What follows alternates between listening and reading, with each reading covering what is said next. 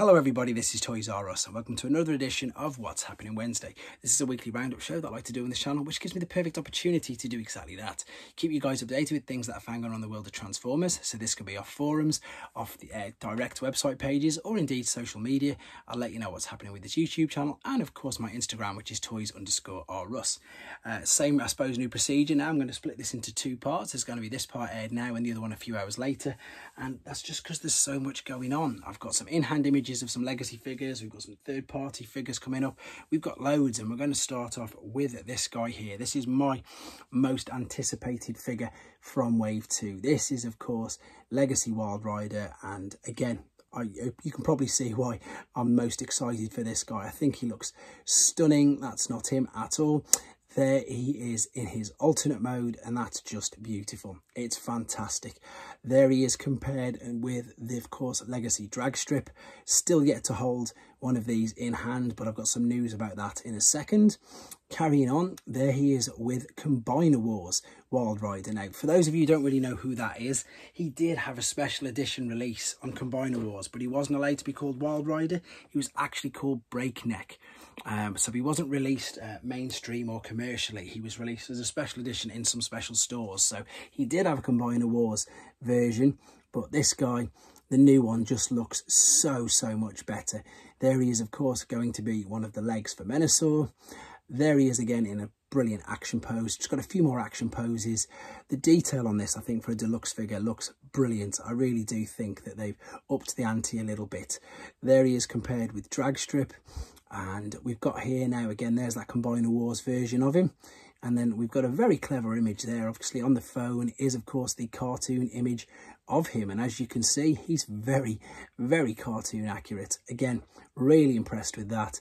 And there he is with his twin weapons on his roof. So what do you guys think of him? I think, again, brilliant cartoon accuracy. Just, yeah, really excited for him, in all honesty.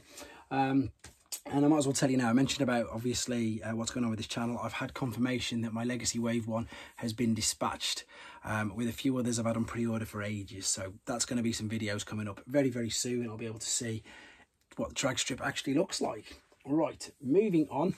These are incredible figures, and they're figures, they're not Transformers. So this is 3-0, okay? So they've got a G1 inspired Optimus Prime, and what we're going to do, I've got some images here of a few of the 3-0 things. Excuse the glare, I thought this new iPad would be better for it. So we've got G1 inspired Optimus Prime. We've of course got their little Bumblebee figure here, and here he is. So this is their, I'll correctly get the right letters for you now. So this is their mdlx, and this means that it's a 7-inch figure. He's unbelievably got 48 points of articulation.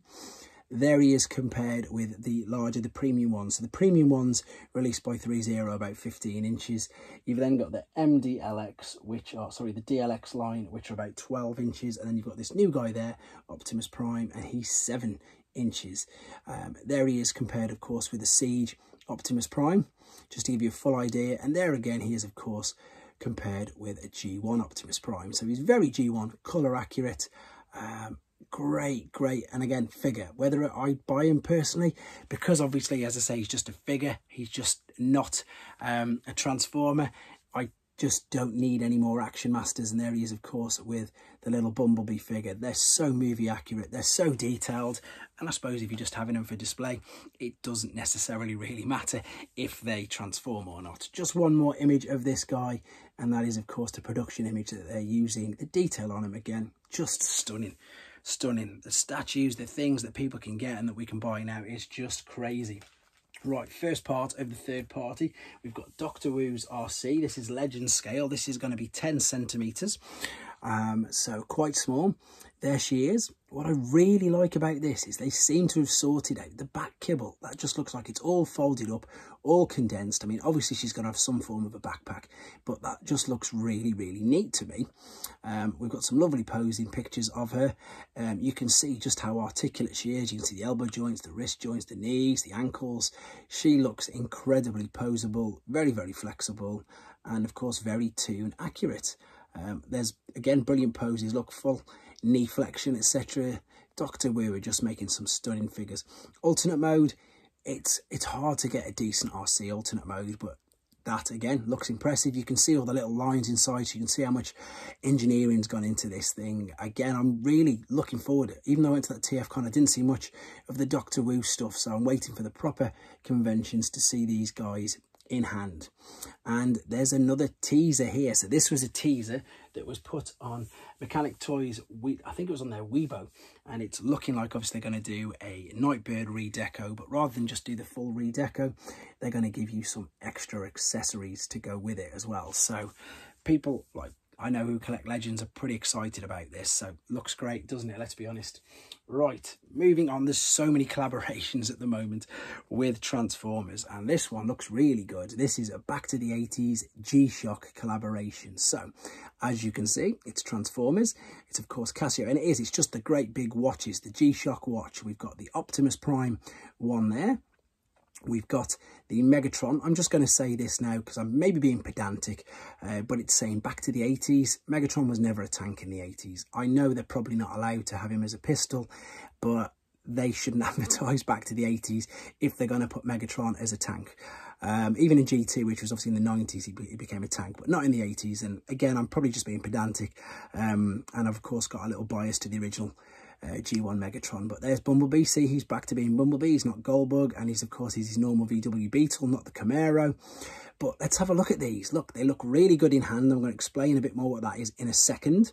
You've got a lovely etched thing at the back for each watch. So this one's obviously Optimus Prime, so you've got that brilliant image on the back there. And this Cybertronian ball or sphere or whatever it is, can you guess what it is? It is the case for the watch. Genius. I'm actually going to see if I can try to find one of them because I think they look that good. I'm really impressed with it. Which one do I get though? Probably the Optimus, because the Megatron one would just annoy me, the fact that again it is a tank. Right, another collaboration. This one is, I don't even know what to say for this. You guys let me know what you think. If you're going to buy it, there's just some weird things coming out at the moment. So this is Numbskull's tubbz, and this is literally being billed as cosplay ducks. So that is Megatron or Quackatron, I've got no idea, but they are advertising them as Megatron. They are 9 centimeters high, this Megatron and this Optimus Prime. I've got pictures of both. And as I say, this is coming from the company Numbskull.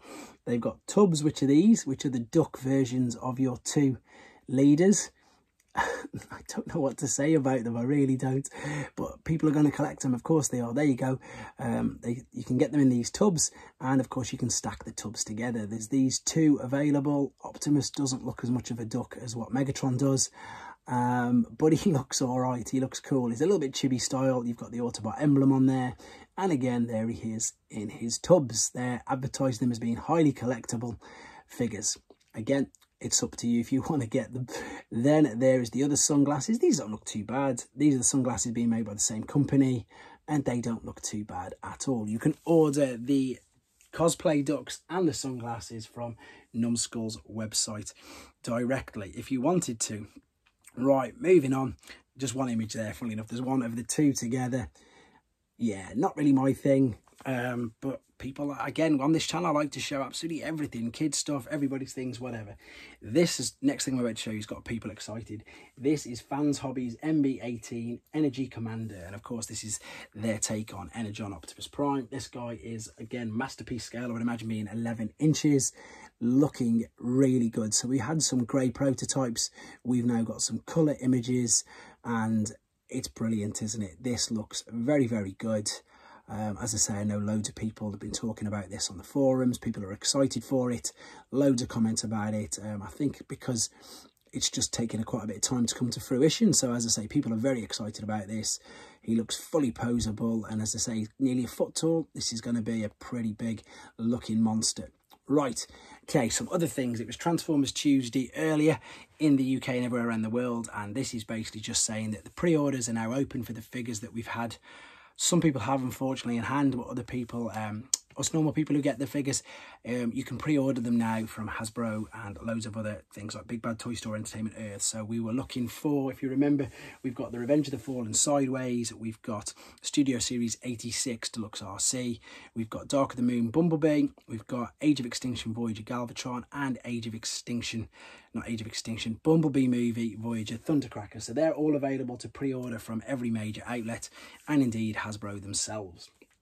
Final thing for this part, as I say, I'll be coming out with the second video in a few hours. This is, I've taken this direct from Iron Factory's Weibo page.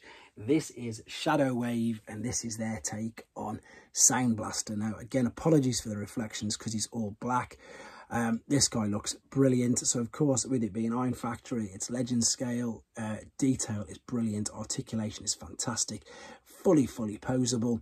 And what I really like about this guy is the fact that he's got two alternate modes. He's got the standard cassette, I suppose, player or cassette or tape deck that he, of course, used to be way back in the day, but they've also managed to tool in this ingenious little thing. So maybe it's a bit more up to date, or you want to display him slightly differently.